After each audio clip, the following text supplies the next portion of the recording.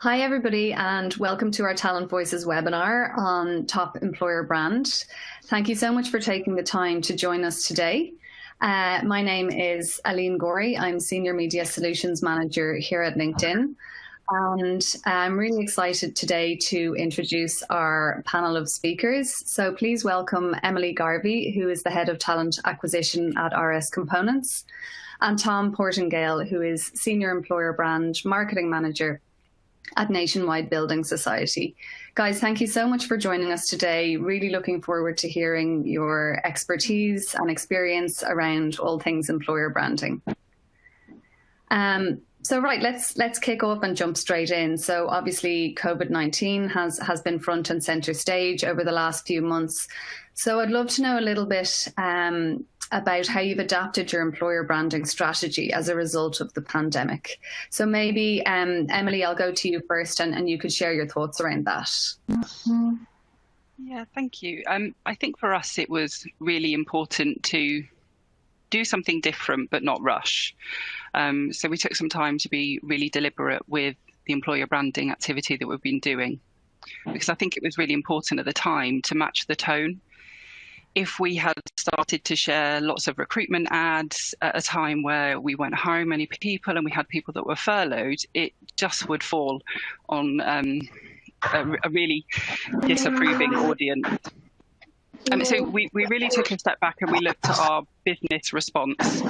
And when I say the business response, actually how our people had responded to the crisis, and also how our leaders were treating our people. And actually, we actually found some incredible stories through that activity, from our people doing amazing things to get parts to ventilator manufacturers, to our leadership communities creating bespoke websites to make sure our employees stayed in touch. We actually thought that the most relevant part of our employer brand strategy was to actually lift the lid on both of those things through the crisis.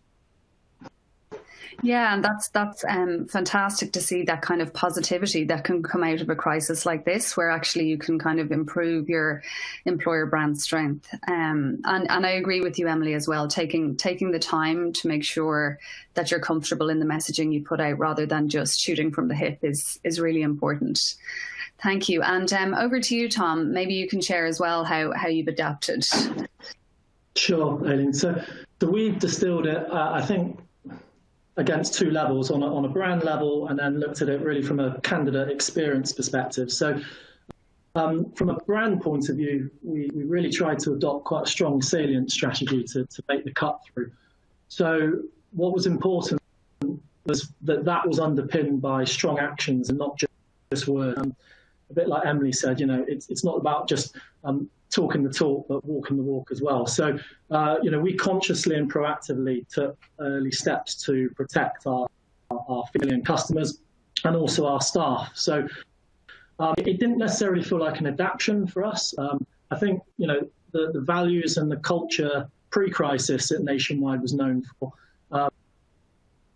Building society founded on the notion of the power of the collective, and being there for our communities. That didn't deviate, and actually I think it's accentuated during this period. So we stood strong and we stood to our roots in how we communicated this. And then on a candidate, obviously this is what we were talking about, children more doing this stuff. It's fantastic.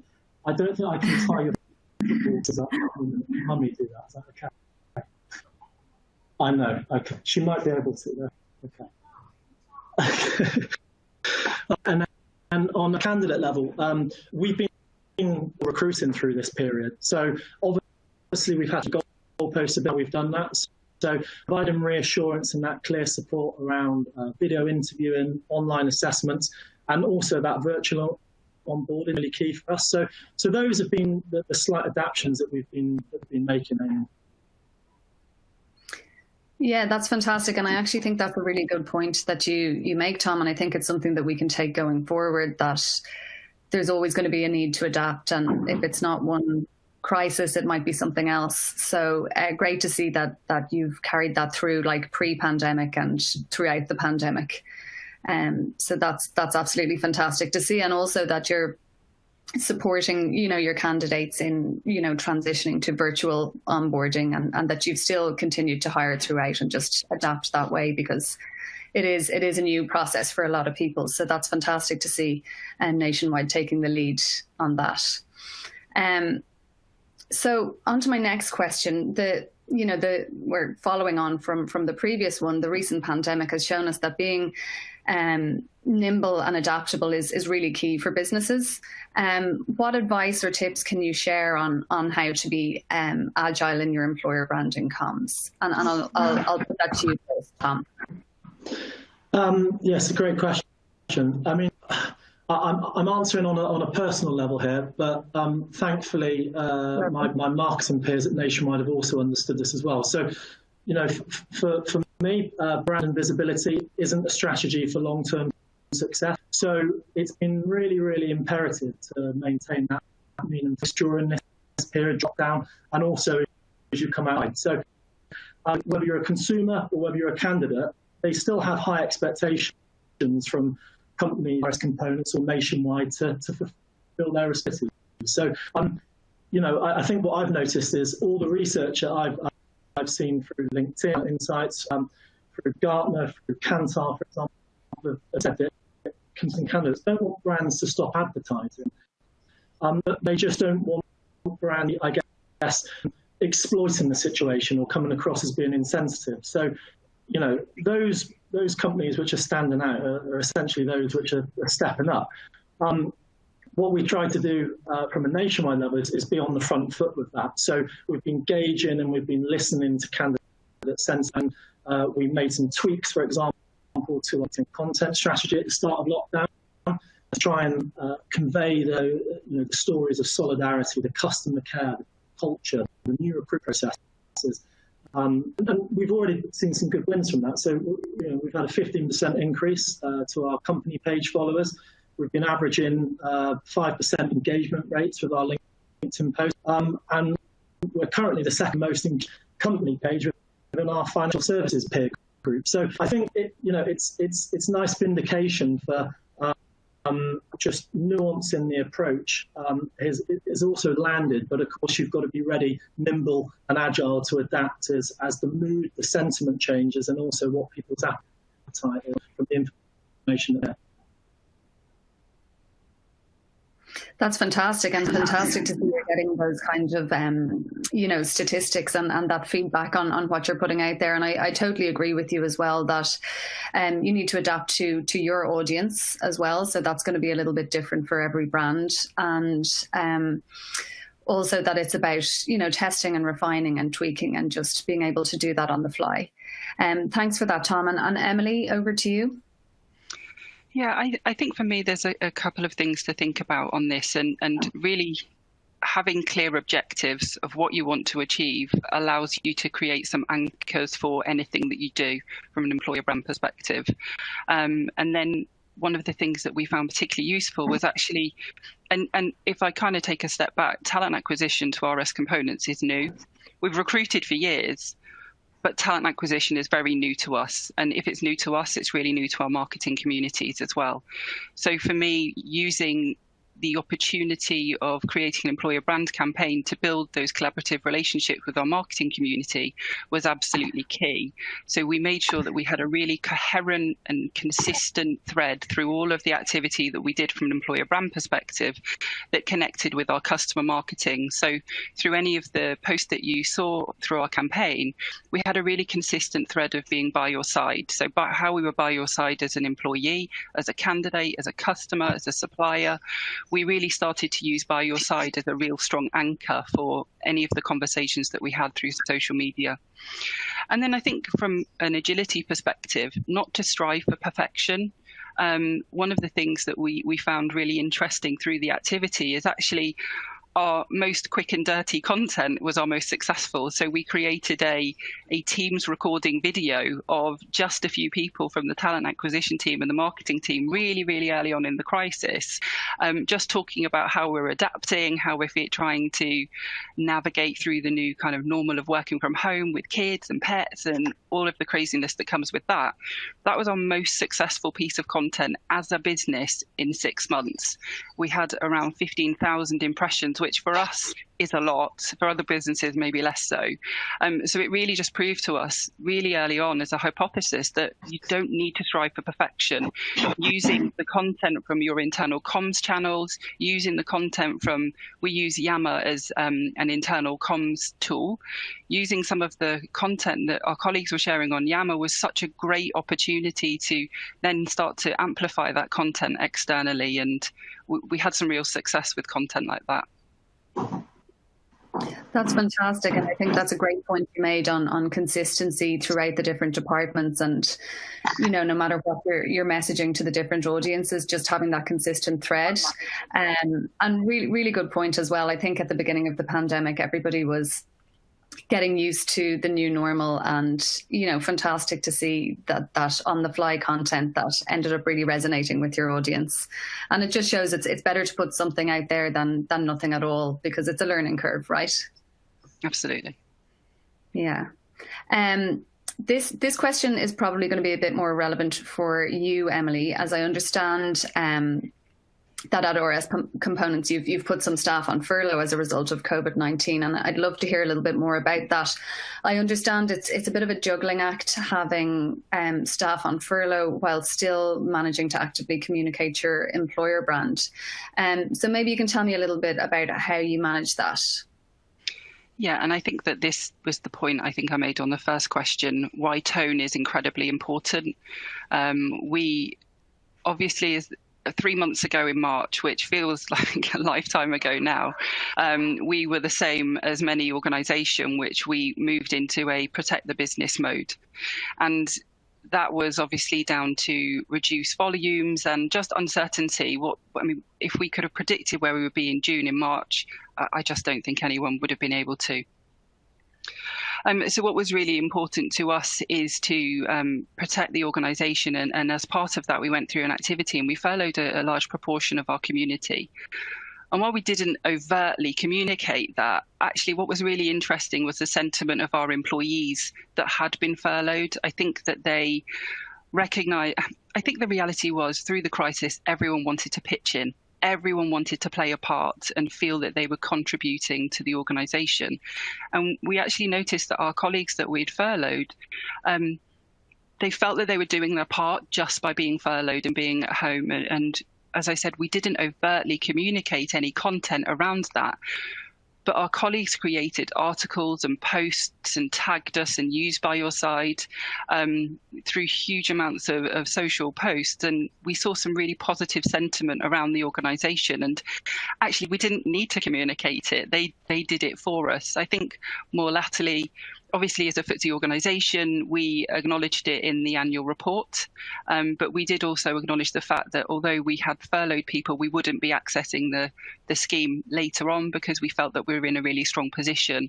And some local media had picked up on that, and actually it was a real kudos for our organisation that we'd been acting in a way of real integrity and felt that it wasn't appropriate to claim the job retention scheme funding at the same time as paying employee bonuses, to recognise our colleague for the huge amount of work they've been doing over the last few months. So we've been through a real journey. The furlough scheme was one that was really interesting, and actually the positive sentiment from our employees and how they'd responded to being furloughed and how they felt that this was their opportunity to play a part to the future success of the organisation. And you're right, it was a real juggling act. We didn't want to overtly share lots of recruitment ads, even though we were still hiring. We had to be really sensitive of our colleagues, and I think that balancing that line was a really tricky one, but I think that we managed to do it, and the feedback from our people has been really positive. Yeah, that's great. It sounds like you certainly have managed to juggle and kind of walk that fine line, and it's amazing to see as well that employee advocacy, like you said, that they kind of took it out of your hands and were actively communicating on that, and that goes a long way to kind of strengthen your brand and your employer brand as well. So that's absolutely fantastic to see. I guess every cloud has a silver lining, and also that I think acting with integrity, as you said, is something that's kind of at the core of RS components. Yeah, absolutely. Fantastic. So now I wanted to touch on, recent world events such as Black Lives Matter. How have you maintained your employer brand efforts while also being respectful to the campaign, if you have been sharing about it? So can you maybe share some thoughts on that? Tom, I'll come to you first on that. Sure. Aileen, I'll just check that you're okay, because as you can see, I just had to dart out to get my headphones. Can you still hear me okay? Yeah, I can hear you. Perfect. The sound is a bit better with the headphones. Great. Perfect. Great stuff, So Tom. what with kids walking in sound issues, what else can go wrong on a webinar? But we keep smiling. So yeah, it's been an interesting one because it seems pretty relentless in terms of the things that have been presenting themselves that we in employer brand have had, and organisations as a whole have had to deal with. I think with relation to Black Lives Matter, similar sort of mindset almost from a COVID approach, which was, we didn't want to jump on the bandwagon. It's really important that, what both have in similarities is that your actions aren't tokenistic. And, Emily touched on the fact that, her company has been acting with honesty, but also communicating with honesty. So you can't be tokenistic. And I think what we've been trying to do is almost a behavioural curve, because COVID, Black Lives Matter, similar in the sense of, lots of anger, and then moving into almost sort of that listening reflection period. And I think, what we said earlier about being nimble, agile, you've just got to make sure, and you do say, flex that mood music at the time. Ultimately, any context strategy alone is not going to be a substitute for definitive action. So that's really important. For Nationwide's point of view, we were one of the first organisations to sign the Race at Work Charter. We partnered with the Black Young Professionals Network to support the future.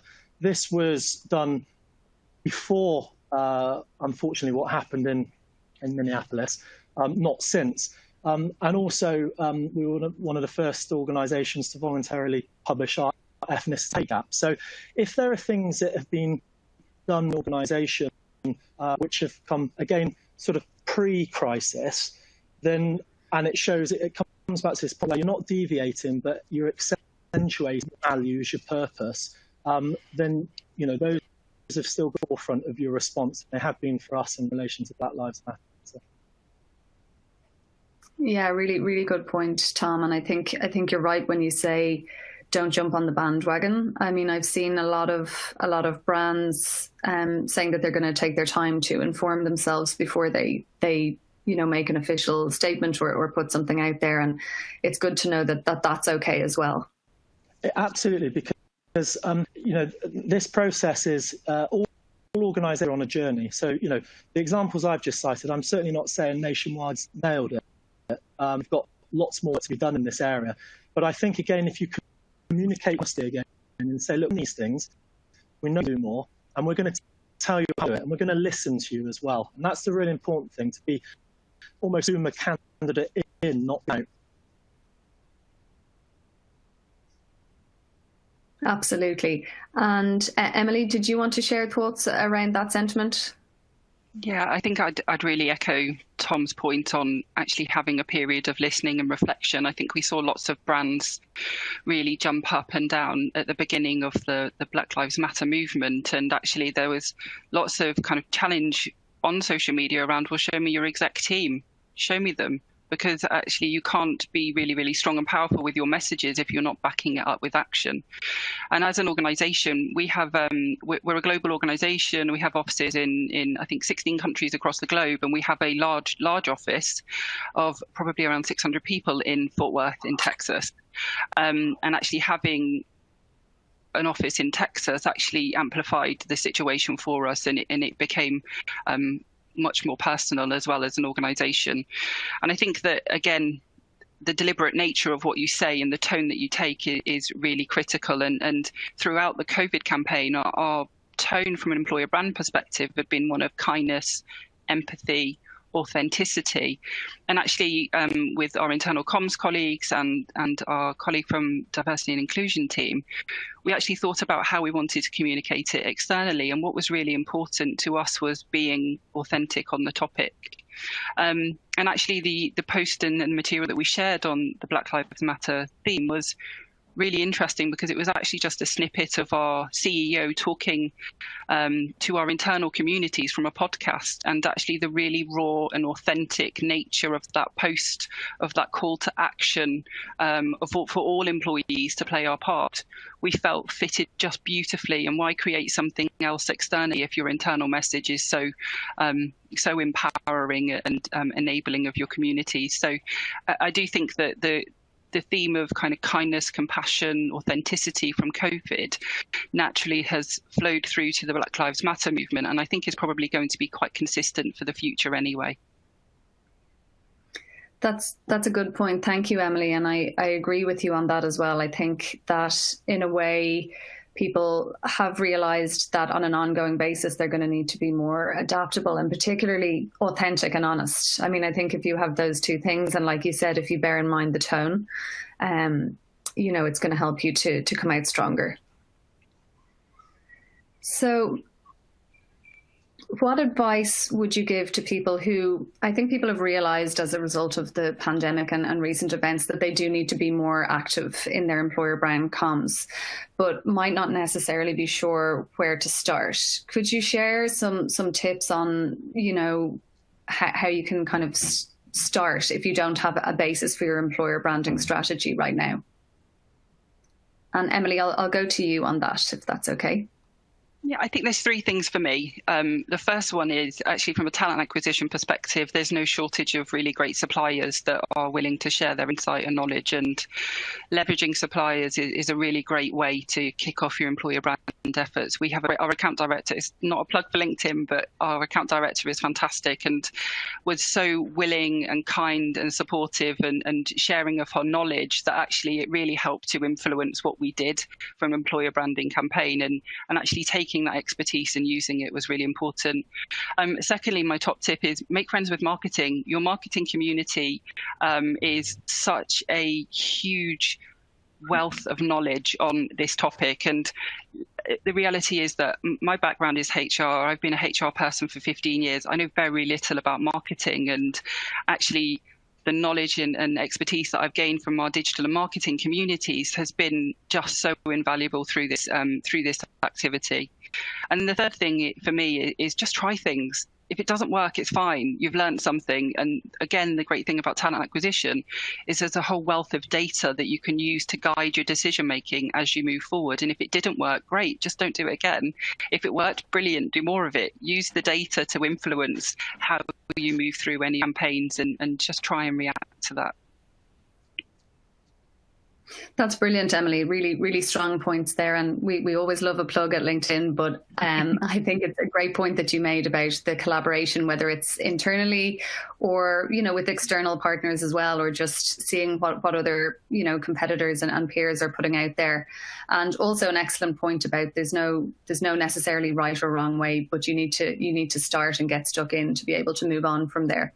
So thank you for that. And Tom, I'll go over to you now on that same point, that same question. Yeah. And I'm going to echo a lot of what Emily said, and in particular, make friends with your marketing peers, your communication peers. We're very lucky at Nationwide. We've got a big internal comms team, a big media relations team, policy and consumer brand marketing team. So what I'd probably say, don't feel like you have to start from scratch. You work with them and in harmony with them and not in conflict, because let's face it, sometimes employer brand can be perceived as almost a poor relation in the marketing mix. Work with them, and hopefully they've got materials, they've got content that you can then repurpose for candidate audience. And then, as Emily said, almost take that test and learn approach. And work out which of those communications are hitting the mark and hone in on those ones which are really landing well. Then what I'd probably say is the step change then is try and get it to be delivered through the lens of the people in those teams. We've mentioned about employee advocacy. Hearing it through first-person narrative is really strong. So that would probably be my advice. Use what's been created, repurpose it for a candidate audience, and then if it works, try and get the people in those teams to convey it through their own lens, through their own perspective as you move forward. That's a really good point, Tom. It's really important, I think, to make sure that you adapt that message. And again, the test and refine and the collaboration seems to be a theme that's important coming across from both of you. So thank you for that. Before we move on to our next question, I just want to remind the audience to keep submitting your questions that you have, because we'll be wrapping up with our questions shortly, and then we're going to open it up to the floor so that you guys can ask questions directly to Emily and Tom. So keep on sending those in. So similar to my previous question, Tom and Emily, sometimes the feedback that we get, and I think a sentiment that's common, is that it's very time consuming. And you mentioned, repurposing content and collaboration. So do you think that's the essence of how to manage it, or do you have any other tips for people who might be struggling with resources? I'd just say on that time consuming and also potentially intimidating. Emily said that she is a pure HR background. I'm not from an HR background. I'm from a brand PR and marketing background. So it's a bit more in my sweet spot when I think about content creation. But just because it might not be a comfort zone, as we said, you've got to work in situ with your Marcoms teams that are available. And if you are resource light, I've got a really small employer brand team at Nationwide, but a lot of the work that we do is around empowering our staff to be those advocates, to help spread the gospel, the messages that we're trying to convey, as Emily's also alluded to. So if you're time light and your resource light, and also it can be a bit intimidating producing this content, work with what you've got and empower your people to tell that story. Yeah, I think the employee advocacy piece again is coming up, and it's really important. Emily, did you have anything further to share there? Yeah, I think that point of, I think when you look at, you start, it feels like a massive mountain that you need to climb, and you think, oh my God, I need to create this content, that content, I don't know how to do it. I think your employees are such a huge volume of knowledge and expertise on the topic. And one of the things that we did quite recently as part of the campaign that we did through the COVID crisis was set up a community of social champions. And our social champions are across the globe. I think we have about 45 people who have been so free with their knowledge and their sharing of content that they think is interesting, but then also using our employee social champions to actually amplify our messages has been a really great activity for us. And again, using internal comms channels is a great one. As I said, we use Yammer for people to share their thoughts on it, and actually a huge amount of content came through our Yammer challenge. And just chunk it up. If you think about a week, what do you want to get out of a week? 3 posts. Okay, I just need content for 3 posts. If you think about a campaign as a 6-week piece of activity and a huge amount of content that you have to create, it does feel really overwhelming. But if you just look at it as a week, 3 posts, this is all I need, it actually just feels more consumable when you're starting off. And that stopped me feeling quite overwhelmed as kind of other HR person. Trying to kind of chunk up the campaign felt a bit easier that way. That's super. Thanks for that, Emily. So I'm going to ask just 1 or 2 more questions before we open it up to the floor. I want to make sure that there's enough time for the audience to ask their questions of you. But I wanted to know, do you think the world of employer brand has changed as a result of COVID-19 and maybe for the better? And I'll go over to you, Tom, first on that. Yeah, I certainly think that it has forced for the better employer brands to be more proactive proactive and less reactive and tactical. I've argued for a long time that corporate objectives can only be hit if they're underpinned on a successful people strategy. An employer brand has a huge part to play in that. So, whether it's COVID or recent the Black Lives Matter movement, employer brand now has a seat at the top table. It now has credibility amongst its marketing peers. So let's not lose.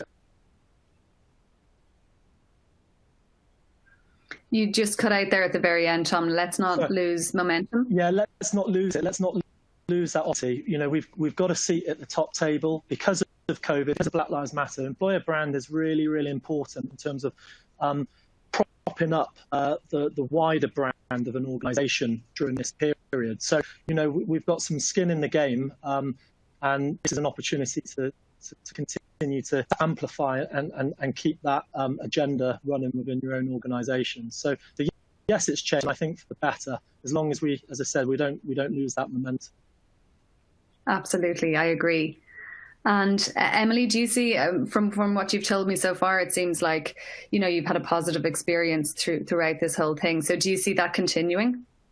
Yes, definitely. I think that it's not just with RS Components. I think other organisations as well. You can see that the tone has changed to one that's more authentic, more compassionate, and well-being has been a consistent thread throughout the whole COVID crisis. And I think that the reality is that through the last 3 months that many of us have felt incredibly isolated. We've all been at home. We've not been in our communities at work. And the reality is that isolation is probably going to continue for a long time.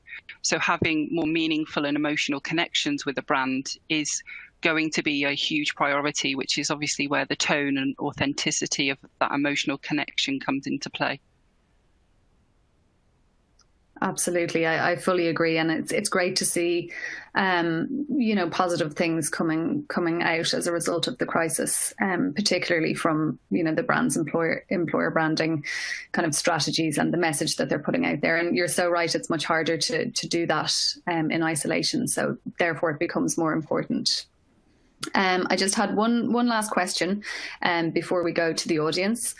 So if we look to the future, we've kind of seen how the situation's adapting over the last few weeks. What kind of lasting impact do you think this is going to have on employer branding strategies for the future? And I know we've touched on this, but just, I suppose, the message that you would want to leave with the audience today. Tom? That's a really good question. And I think for me, Aline, when we come out the other side of this period or periods, companies are going to be judged really simply on what was your response and what did you do. So never before, as I said in my last response, is your employer brand being so important to not only help protect company reputation, but also convey that humanity and that humility. So, and it's literally, in my opinion, it's the difference between being able to attract top talent going forward and also retaining your best people. So you just got to bear that in mind. Yes, lots of it at the minute feels like it's almost a short-term approach. How do we effectively navigate these huge issues, these huge crises at the moment? But remember what the long-term strategy is, and we come out what the other period is, out the other side, because you will be judged on what was your response and what did you do. Absolutely, I agree. And Emily, do you want to comment on that? Do you have any sentiment that you want to leave with the audience before we go to the questions from the public? Yeah, I just completely echo Tom's view. I think the reality is we're all consumers, irrelevant of the job that we do, and we're all watching and assessing how businesses behave. And as consumers, that behaviour will influence our shopping habits in the future. And I think that the response to the COVID crisis by a number of businesses, we won't shop with them, and we know who they are.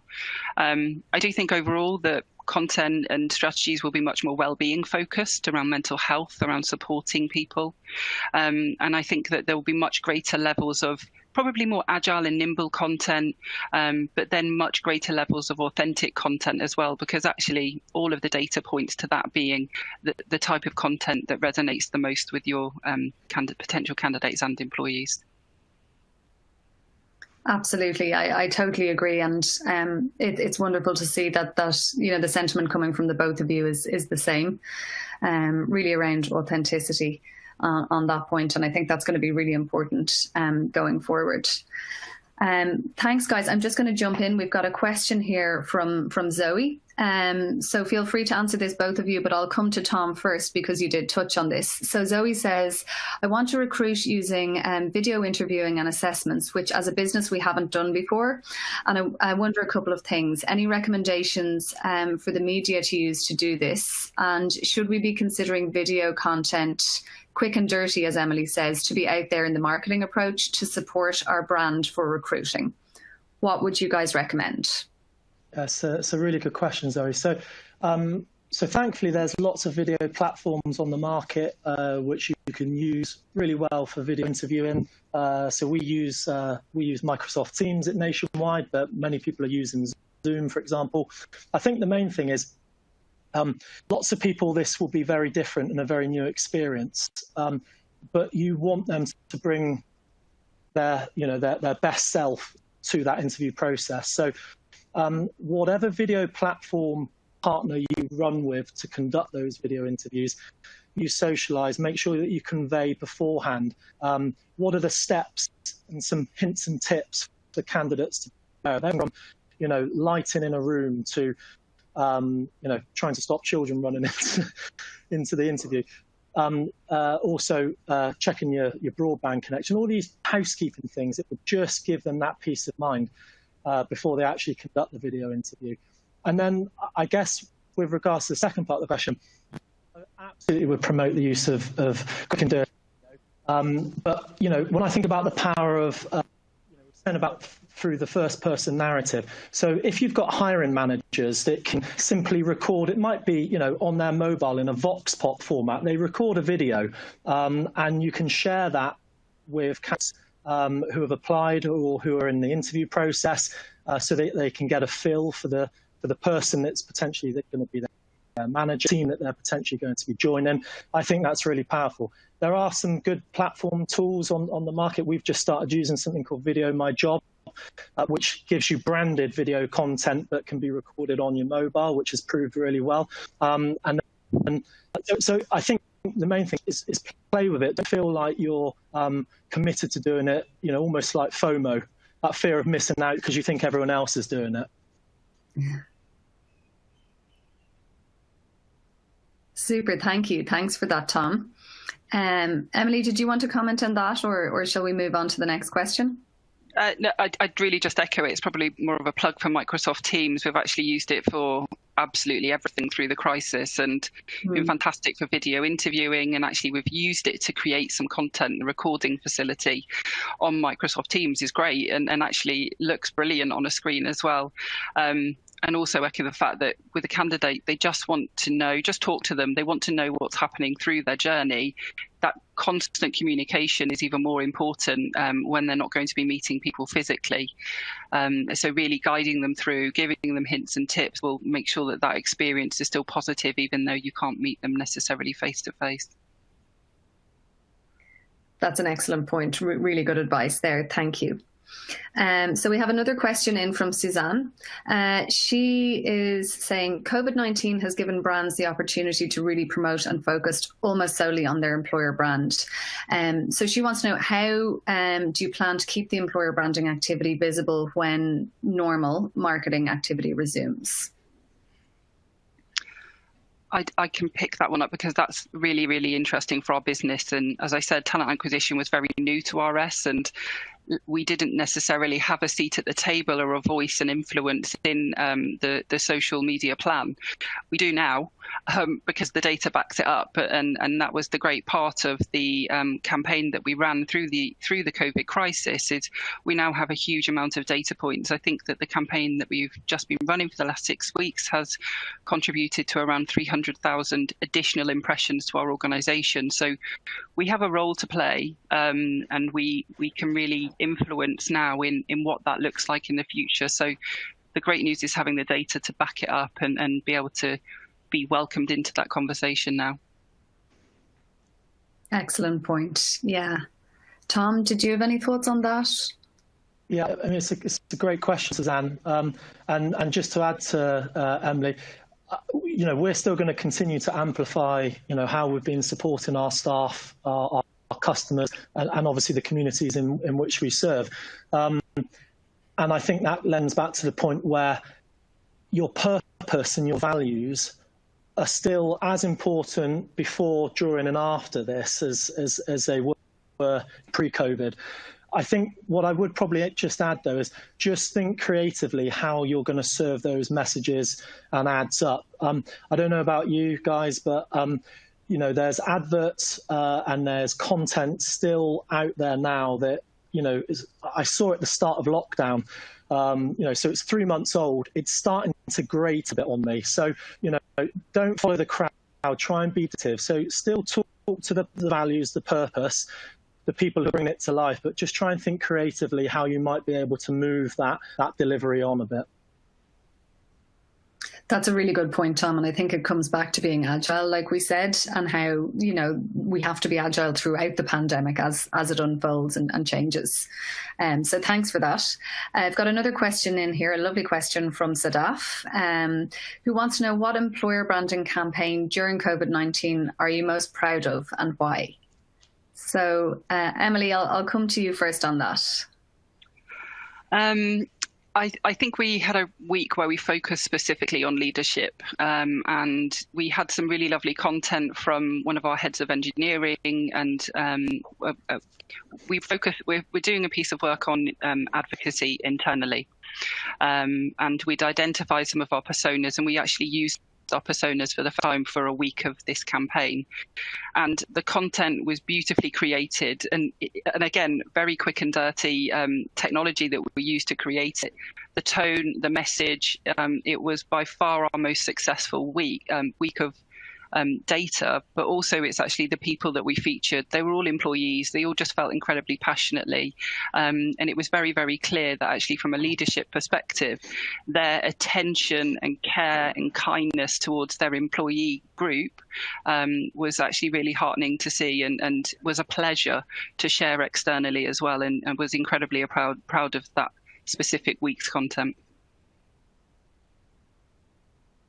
Yeah, and it sounds like you should be. Tom? Again, another really good question, Sadaf. So I think from my perspective, being able to bring those stories of our frontline staff to the fore was really heartening for me. So, our contact centres were being overloaded naturally with customers calling in. Our branches that remained open were also feeling the pace of all the inquiries that people were having, but they were still finding time to help people in their community, to support people at risk and who needed that help. And that was all done voluntarily. That wasn't us pushing them. That was, it was just great to be able to find these stories, a bit like Emily said, and take pride in knowing that these members of staff were doing this stuff off their own back, and then being able to give them a platform through some of our employer brand channels to help socialise what they were doing. So that would be for me. I think probably Sadaf as well, looking outside of the Nationwide window, do take some time to have a look at Airbnb, Gymshark and Brompton Bikes, all three very different companies. But if you have a look at how they've managed their employer brand through this crisis, humility, humanity have touched all three. I think have done a fantastic job. So do take some time to have a look at their case studies as well. Thank you. Thanks for that, Tom. We've got another question here from Shelley, who's looking for some advice from you guys. So she's asking, were your people already on LinkedIn and confident using it? It's only herself, an employer brand in a firm of 3,000 people, and she wants to empower her people to be advocates, but she's not sure where to start. Any tips? Emily, I'll go to you first on that. Yeah, I think the reality is that in your 3,000 employee base, the majority of them, 98% of them, will be active on social media anyway from a personal perspective. And it's just trying to find the people that have just a genuine interest in social media to help to use and amplify your voices. As I mentioned earlier, we created a social champion group of people that really have that interest and actually help to amplify the messages that we were trying to push out. So we really did just a very simple call out on Yammer to ask for people that were interested in being social media advocates for us. And we were overwhelmed with response from across the globe of people that actually, again, just want to pitch in, want to help the business, because if you have I guess it comes down to the purpose and the pride that our employees have in their organisation. I think that you will find people really easily if you just put that call out to them, and then you can help them. You can help grow their own networks. You can help them with content and material, and then you can reshare it from your own channel, which are the most successful posts that we've found is that employee generated content that we then reshare from our main account is so successful for us. And really using your employees as your employer brand champions is definitely the way to go. That's a really good point, Emily, actually, about it working both ways. So having your employees share your content, but also it works the other way where, you know, you can amplify the content that they're sharing to help the brand. So thanks. That's some really great advice. Did you have anything you wanted to add on that point, Tom? Just really quickly to add, I mean, Shelley, if I think a nice starting point would be if you can help to produce a very simple LinkedIn toolkit that you can send out to your members of staff who are active on LinkedIn. It's not about giving them guardrails, but it's just giving them a safe in terms of how to say things and how to say it in the right way. And also if there are hints and tips around, for example, how to create a LinkedIn article. And the composition of a LinkedIn article is slightly different, for example, to how you might produce a blog post. So I think if you can give some hints and tips around that and then let them run with it. If you've got, I don't know if your organization's got a life tab on LinkedIn. If you do, there's a fantastic new feature that LinkedIn have produced called Trending Employee Content. So if you give, for example, your 3,000 staff a hashtag to use, any of their posts will then be pulled through to your life tab on your company page. So that's another little hack as well. If you want to reach out to me on LinkedIn, I've got a toolkit which I'm more than happy to share with you that maybe might help give you some ideas for how to convey that internally.